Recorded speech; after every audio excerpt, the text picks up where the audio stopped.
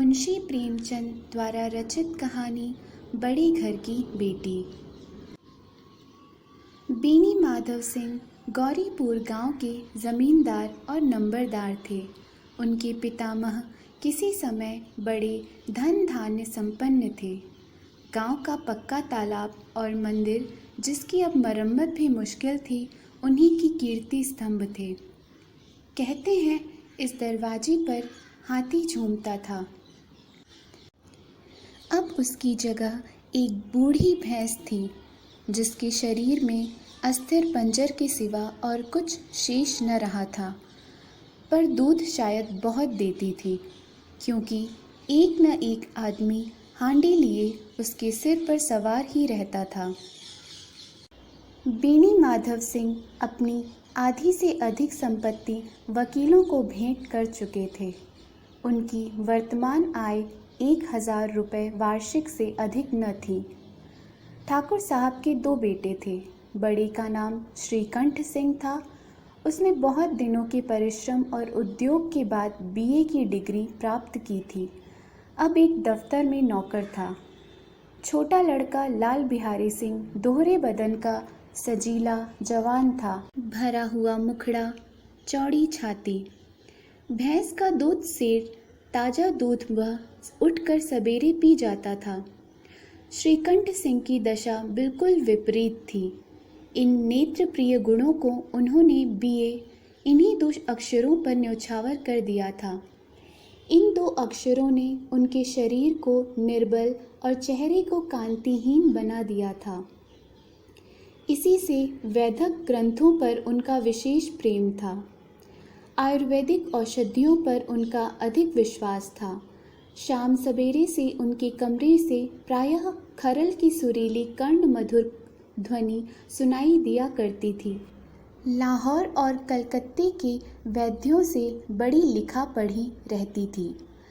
श्रीकंठ इस अंग्रेज़ी डिग्री के अधिपति होने पर भी अंग्रेज़ी सामाजिक प्रथाओं के विशेष प्रेमी न थे, बल्कि वह बहुधा बड़े ज़ोर से उसकी निंदा और तिरस्कार किया करते थे। इसी से गांव में उनका बड़ा सम्मान था। दशहरे के दिनों में वह बड़े उत्साह से रामलीला में सम्मिलित होते और स्वयं किसी न किसी पात्रा का पाठ लेते थे। गौरीपुर में रामलीला के वही जन्मदाता थे। प्राचीन हिंदू सभ्यता का गुणगान उनकी धार्मिकता का प्रधान अंग था। सम्मिलित कुटुंब के तो वह एकमात्र उपासक थे। आजकल स्त्रियों को कुटुंब में मिलजुल कर रहने की जो अरुचि होती है, उसे वह जाति और देश दोनों के लिए हानिकारक समझते थे।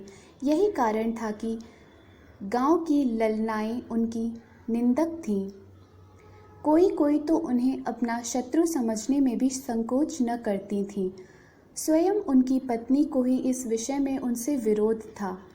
यह इसलिए नहीं कि उसे अपने सास ससुर, देवर या जेठ आदि से घृणा थी, बल्कि उसका विचार था कि यदि बहुत कुछ सहने और तरह देने पर भी परिवार के साथ निर्वाह न हो सके, तो आए दिन की कलह से जीवन को नष्ट करने की अपेक्षा यही उत्तम है कि अपनी खिचड़ी अलग पकाई जाए। आनंदी एक बड़ी उच्च कुल की लड़की थी। उसके बाप एक छोटी सी रियासत के तालुकेदार थे। विशाल भवन, एक हाथी, 3 कुत्ते, बाज, बहरी शिकरे, झाड़ फानुस, आनरेरी, मजिस्ट्रेटी और ऋण, जो एक प्रतिष्ठित तालुकेदार के भोग्य पदार्थ हैं, सभी यहाँ विद्यमान थे। नाम था भूप सिंह। बड़े उदार चित्त और प्रतिभाशाली पुरुष थे, पर दुर्भाग्य से लड़का एक भी न था। 7 लड़कियां हुईं और दैव योग से सब की सब जीवित रहीं। पहली उमंग में तो उन्होंने 3 ब्याह दिल खोलकर किए, पर 15-20 हज़ार रुपयों का कर्ज सिर पर हो गया तो आँखें खुली, हाथ समेट लिया। आनंदी चौथी लड़की थी। वह अपनी सब बहनों से अधिक रूपवती और गुणवती थी। इससे ठाकुर भूप सिंह उसे बहुत प्यार करते थे। सुंदर संतान को कदाचित उसके माता पिता भी अधिक चाहते हैं। ठाकुर साहब बड़े धर्म संकट में थे कि इसका विवाह कहाँ करें। न तो यही चाहते थे कि ऋण का बोझ बढ़े और न यही स्वीकार था कि उसे अपने को भाग्यहीन समझना पड़े। एक दिन श्रीकंठ उनके पास किसी चंदे का रुपया मांगने आया। शायद नगरी प्रचार का चंदा था। भूप सिंह उनके स्वभाव पर रीझ गए और धूमधाम से श्रीकंठ सिंह का आनंदी के साथ ब्याह हो गया। आनंदी अपने नए घर में आई तो यहाँ का रंग ढंग कुछ और ही देखा। जिस टीम टाम की उसे बचपन से ही आदत पड़ी हुई थी वह यहाँ नाम मात्र को भी न थी। हाथी घोड़ों का तो कहना ही क्या, कोई सजी हुई सुंदर बहली तक न थी। रेशमी स्लीपर साथ लाई थी पर यहाँ बाग कहाँ। मकान में खिड़कियाँ तक न थीं, न ज़मीन पर फर्श न दीवार पर तस्वीरें। यह एक सीधा सादा देहाती गृहस्थ का मकान था, किंतु आनंदी ने थोड़े ही दिनों में अपने को इस नई अवस्था के ऐसा अनुकूल बना लिया मानो उसने विलास के सामान कभी देखे ही न थे। एक दिन दोपहर के समय लाल बिहारी सिंह 2 चिड़िया लिए हुए आया और भावत से बोला, जल्दी से पका दो, मुझे भूख लगी है। आनंदी भोजन बनाकर उसकी राह देख रही थी। अब वह नया व्यंजन बनाने बैठी। हांडी में देखा तो घी पाव भर से अधिक न था। बड़े घर की बेटी किफ़ायत क्या जाने। उसने सब घी मांस में डाल दिया। लाल बिहारी खाने बैठा तो दाल में घी न था। बोला, दाल में घी क्यों नहीं छोड़ा? आनंदी ने कहा, घी सब मांस में पड़ गया। लाल बिहारी जोर से बोला, अभी परसों घी आया, इतना जल्दी उठ गया? आनंदी ने उत्तर दिया, आज तो कुल पाव भर रहा होगा, वह सब मैंने मांस में डाल दिया। जिस तरह सूखी लकड़ी जल्दी से जल उठती है, उसी तरह क्षुधा से बावला मनुष्य ज़रा ज़रा सी बात पर तिनक जाता है। लाल बिहारी को भावच की यह ढिठाई बहुत बुरी मालूम हुई। तिनक कर बोला, मैके में तो चाहे घी की नदी बहती हो। स्त्री गालियाँ सह लेती हैं, मार भी सह लेती हैं, पर मैके की निंदा उससे नहीं सही जाती। आनंदी मुंह फेर कर बोली, हाथी मरा भी तो 9 लाख का, वहाँ इतना घी नित्य नाई कहार खा जाते हैं। लाल बिहारी जल गया, थाली उठाकर पलट दी और बोला, जी चाहता है जीभ पकड़कर खींच लूं। आनंदी को भी क्रोध आ गया, मुंह लाल हो गया। बोली, वह होते तो आज इसका मजा चखाते।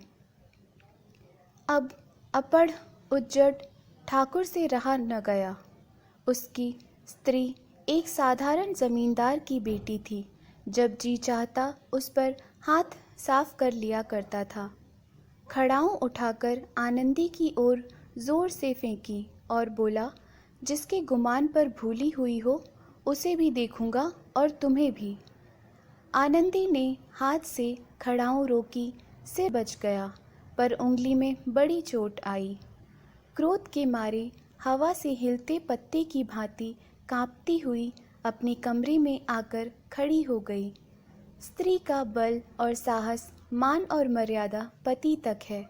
उसे अपने पति के ही बल और पुरुषत्व का घमंड होता है। आनंदी खून का घूंट पीकर रह गई। श्रीकंठ सिंह शनिवार को घर आया करते थे। बृहस्पति को यह घटना हुई थी। 2 दिन तक आनंदी कोप भवन में रही। न कुछ खाया न पिया, उनकी बाट देखती रही। अंत में शनिवार को वह नियमानुकूल संध्या समय घर आए और बाहर बैठकर कुछ इधर उधर की बातें, कुछ देश काल संबंधी समाचार तथा कुछ नए मुकदमों आदि की चर्चा करने लगे। यह वार्तालाप 10 बजे रात तक होता रहा। गांव के भद्र पुरुषों को इन बातों में ऐसा आनंद मिलता था कि खाने पीने की भी सुधि न रहती थी। श्रीकंठ को पिंड छुड़ाना मुश्किल हो जाता था। ये 2-3 घंटे आनंदी ने बड़े कष्ट से काटे। किसी तरह भोजन का समय आया, पंचायत उठी, एकांत हुआ तो लाल बिहारी ने कहा, भैया आप ज़रा भाभी को समझा दीजिएगा कि मुंह संभाल कर बातचीत किया करें, नहीं तो एक दिन अनर्थ हो जाएगा। बेनी माधव ने बेटी की ओर से साक्षी दी। हाँ, बहू बेटियों का यह स्वभाव अच्छा नहीं कि मर्दों के मुंह लगे। लाल बिहारी, वह बड़े घर की बेटी हैं तो हम भी कोई कुर्मी कहार नहीं हैं। श्रीकंठ ने चिंतित स्वर से पूछा, आखिर बात क्या हुई? लाल बिहारी ने कहा, कुछ भी नहीं, यूं ही आप उलझ पड़ी। मैके के सामने हम लोगों को कुछ नहीं समझती। श्रीकंठ खा पीकर आनंदी के पास गए। वह भरी बैठी थी। यह हजरत भी कुछ तीखे थे। आनंदी ने पूछा, चित्त तो प्रसन्न है? श्रीकंठ बोले, बहुत प्रसन्न है, पर तुमने आजकल घर में यह क्या उपद्रव मचा रखा है? आनंदी की त्योरियों पर बल पड़ गए। झुंझलाहट के मारे बदन में ज्वाला सी दहक उठी। बोली, जिसने तुमसे यह आग लगाई है उसे पाऊं तो मुंह झुलस दूं। श्रीकंठ, इतनी गर्म क्यों होती हो, बात तो कहो। आनंदी, क्या कहूँ, यह मेरे भाग्य का फेर है, नहीं तो गंवार छोकरा जिसको चपरासीगिरी करने का भी सहूर नहीं, मुझे खड़ाओं से मारकर यूं न अकड़ता। श्रीकंठ, सब हाल साफ साफ कहो तो मालूम हो, मुझे तो कुछ पता ही नहीं। आनंदी, परसों तुम्हारे लाडले भाई ने मुझसे मांस पकाने को कहा। घी हांडी में पाव भर से अधिक न था, वह सब मैंने मांस में डाल दिया। जब खाने बैठा तो कहने लगा, दाल में घी क्यों नहीं है? बस इसी पर मेरे मैके को बुरा भला कहने लगा। मुझसे न रहा गया।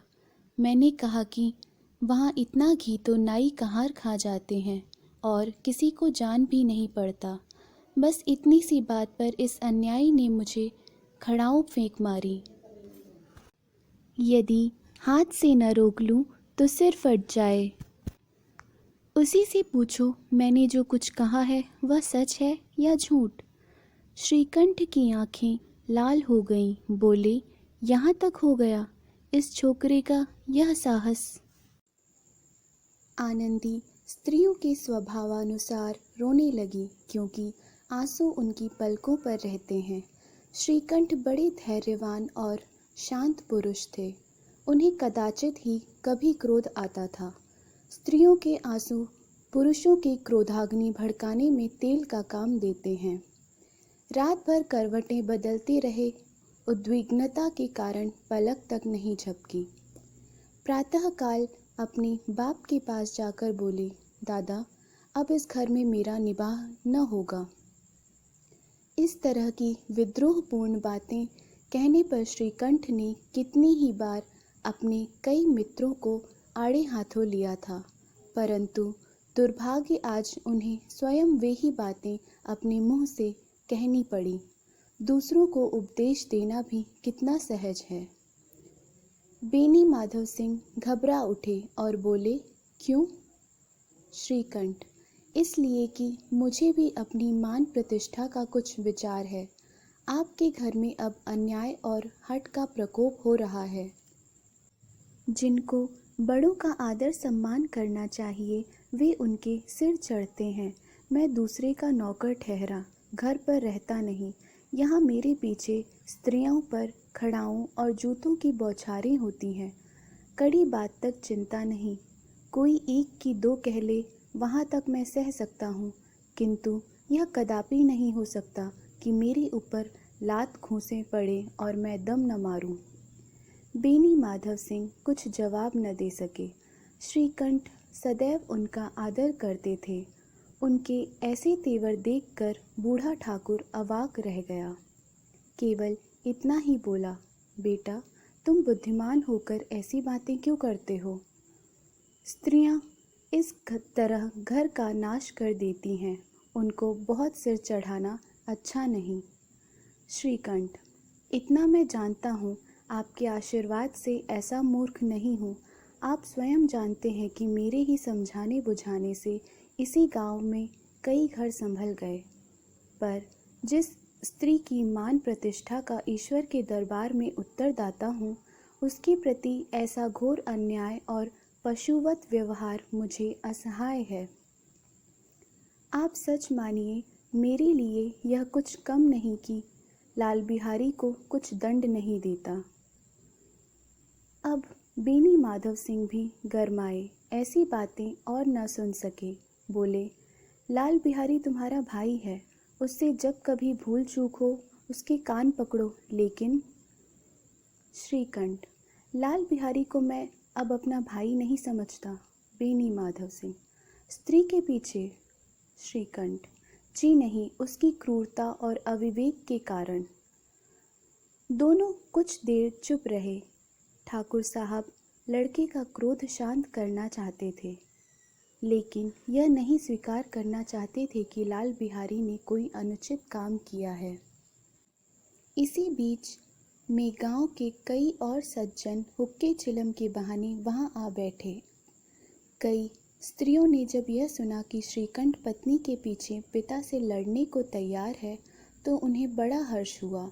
दोनों पक्षों की मधुर वाणियाँ सुनने के लिए उनकी आत्माएं तिलमिलाने लगीं। गांव में कुछ ऐसे कुटिल मनुष्य भी थे जो इस कुल की नीतिपूर्ण गति पर मन ही मन जलते थे। वे कहा करते थे, श्रीकंठ अपने बाप से दबता है, इसलिए वह दब्बू है। उसने विद्या पढ़ी, इसलिए वह किताबों का कीड़ा है। बेनी माधव सिंह उसकी सलाह के बिना कोई काम नहीं करते, यह उनकी मूर्खता है। इन महानुभावों की शुभकामनाएं आज पूरी होती दिखाई दी। कोई हुक्का पीने के बहाने और कोई लगान की रसीद दिखाने आकर बैठ गया। बेनी माधव सिंह पुराने आदमी थे, इन भावों को ताड़ गए। उन्होंने निश्चय किया, चाहे कुछ ही क्यों न हो, इन द्रोहियों को ताली बजाने का अवसर न दूंगा। तुरंत कोमल शब्दों में बोले, बेटा, मैं तुमसे बाहर नहीं हूँ, तुम्हारा जो जी चाहे करो। अब तो लड़के से अपराध हो गया। इलाहाबाद का अनुभव रहित झल्लाया हुआ ग्रेजुएट इस बात को न समझ सका। उसे डिबेटिंग क्लब में अपनी बात पर अड़ने की आदत थी, इन हथखंडों की उसे क्या खबर। बाप ने जिस मतलब से बात पलटी थी वह उसकी समझ में न आई। बोला, लाल बिहारी के साथ अब इस घर में नहीं रह सकता। बेनी माधव, बेटा, बुद्धिमान लोग मूर्खों की बात पर ध्यान नहीं देते। वह बेसमझ लड़का है, उससे जो कुछ भूल हुई उसे तुम बड़ी होकर क्षमा करो। श्रीकंठ, उसकी इस दुष्टता को मैं कदापि नहीं सह सकता। या तो वही घर में रहेगा या मैं ही। आपको यदि वह अधिक प्यारा है तो मुझे विदा कीजिए, मैं अपना भार आप संभाल लूँगा। यदि मुझे रखना चाहते हैं तो उससे कहिए जहाँ चाहे चला जाए। बस यह मेरा अंतिम निश्चय है। लाल बिहारी सिंह दरवाजे की चौखट पर चुपचाप खड़ा बड़े भाई की बातें सुन रहा था। वह उनका बहुत आदर करता था। उसे कभी इतना साहस न हुआ था कि श्रीकंठ के सामने चारपाई पर बैठ जाए, हुक्का पी ले या पान खा ले। बाप का भी वह इतना मान न करता था। श्रीकंठ का भी उस पर हार्दिक स्नेह था। अपने होश में उन्होंने कभी उसे घुड़का तक न था। जब वह इलाहाबाद से आते तो उसके लिए कोई न कोई वस्तु अवश्य लाते। मुकद्दर की जोड़ी उन्होंने ही बनवा दी थी। पिछले साल जब उसने अपने से ड्योढ़े जवान को नागपंचमी के दिन दंगल में पछाड़ दिया तो उन्होंने पुलकित होकर अखाड़े में ही जाकर उसे गले लगा लिया था। 5 रुपए के पैसे लुटाए थे। ऐसे भाई के मुंह से आज ऐसी हृदय विदारक बात सुनकर लाल बिहारी को बड़ी ग्लानि हुई। वह फूट फूट कर रोने लगा। इसमें संदेह नहीं कि अपने किए पर पछता रहा था। भाई के आने से एक दिन पहले से उसकी छाती धड़कती थी कि देखूं भैया क्या कहते हैं। मैं उनके सम्मुख कैसे जाऊंगा, उनसे कैसे बोलूंगा, मेरी आंखें उनके सामने कैसे उठेंगी। उसने समझा था कि भैया मुझे बुलाकर समझा देंगे। इस आशा के विपरीत आज उसने उन्हें निर्दयता की मूर्ति बने हुए पाया। वह मूर्ख था, परंतु उसका मन कहता था कि भैया मेरे साथ अन्याय कर रहे हैं। यदि श्रीकंठ उसे अकेले में बुलाकर दो चार बातें कह देते, इतना ही नहीं दो चार तमाचे भी लगा देते, तो कदाचित उसे इतना दुख न होता। पर भाई का यह कहना कि अब मैं इसकी सूरत नहीं देखना चाहता, लाल बिहारी से सहा न गया। वह रोता हुआ घर आया, कोठरी में जाकर कपड़े पहने, आंखें पोंछी, जिससे कोई यह न समझे कि रोता था। तब आनंदी के द्वार पर आकर बोला, भाभी, भैया ने निश्चय किया है कि वह मेरे साथ इस घर में न रहेंगे। अब वह मेरा मुंह नहीं देखना चाहते, इसलिए अब मैं जाता हूँ। उन्हें फिर मुंह न दिखाऊंगा। मुझसे जो कुछ अपराध हुआ उसे क्षमा करना। यह कहते कहते लाल बिहारी का गला भर आया। जिस समय लाल बिहारी सिंह सिर झुकाए आनंदी के द्वार पर खड़ा था, उसी समय श्रीकंठ सिंह भी आंखें लाल किए बाहर से आए। भाई को खड़ा देखा तो घृणा से आंखें फेर लीं और कतरा कर निकल गए, मानो उसकी परछाई से दूर भागते हों। आनंदी ने लाल बिहारी की शिकायत तो की थी, लेकिन अब मन ही मन पछता रही थी। वह स्वभाव से ही दयावती थी। उसे इसका तनिक भी ध्यान न था कि बात इतनी बढ़ जाएगी। वह मन में अपने पति पर झुंझला रही थी कि यह इतने गर्म क्यों होते हैं। उस पर यह भय भी लगा हुआ था कि कहीं मुझसे इलाहाबाद चलने को कहें तो कैसे क्या करूंगी। इस बीच में जब उसने लाल बिहारी को दरवाजे पर खड़े यह कहते सुना कि अब मैं जाता हूँ, मुझसे जो कुछ अपराध हुआ क्षमा करना, तो उसका रहा सहा क्रोध भी पानी हो गया।